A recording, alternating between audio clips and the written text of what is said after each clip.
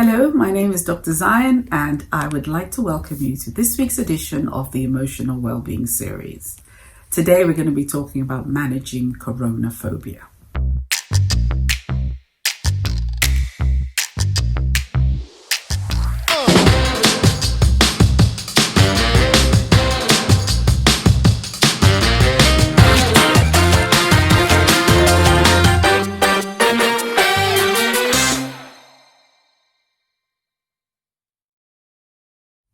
Isn't it amazing how easily we adapt to new things? A few months ago, we were literally champing at the bit at the prospect of being compelled to stay at home. Most of us missed our life as we knew it. We missed going to work, we missed our daily commute, we missed nodding at those familiar strangers that we share a carriage with every morning. We missed that cup of coffee from our local coffee shop. We missed our colleagues at work and the banter that goes on generally in workspaces. But most of all, we missed our friends, we missed our families, we missed our loved ones, especially those of us with elderly parents and grandparents.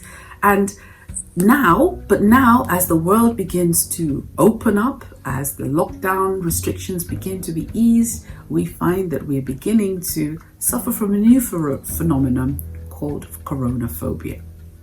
Now, Coronaphobia is not a medical condition. It's a term that has been coined by the popular press to describe the feelings of fear and anxiety associated with returning to normal life after lockdown.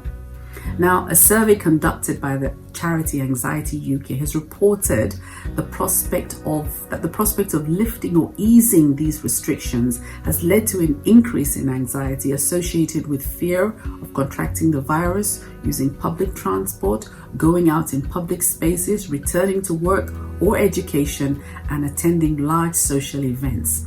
Additionally, about half of the people surveyed reported that they've become so used to being at home that they've become worried at the prospect of coping with returning to the pre-lockdown routines. So how can we begin to prepare to return to normality? I think the first thing, is to acknowledge that it is appropriate to really acknowledge that these feelings are reasonable and accepting them, and then committing to working through them. Secondly, we know that anxiety is fueled by uncertainty and feelings of loss of control. So let's consciously begin to take control of those things that do remain within our control. And one of these is to get back into some kind of routine.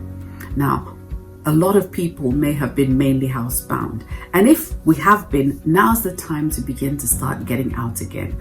Now's the time to begin to venture out, taking the proper precautions to stay safe. So we continue to observe social distancing. We wear our masks. We carry bottles of hand sanitizer and we use it. We avoid being remaining in enclosed spaces like lifts with strangers.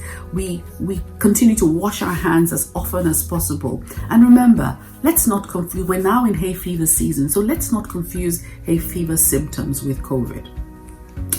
The other thing we need to do is to take time to get used to everything and actually begin to pace ourselves. Let's begin to remember that, we need to do what works for us and not allow ourselves to become pressured into doing things that we're not comfortable with. It's okay to say no to social invitations because our friends are inviting us now to come and spend time with them. They're inviting us to parties, to meet up in the pub. If you're not comfortable with that, it's very, very okay to say no.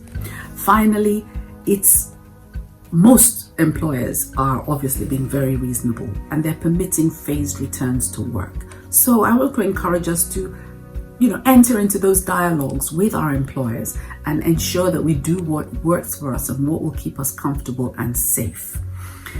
The most important thing, though, is to push ourselves a little bit more. Let's move out of our comfort zone a little bit more as we begin to embrace this new world that we find ourselves in.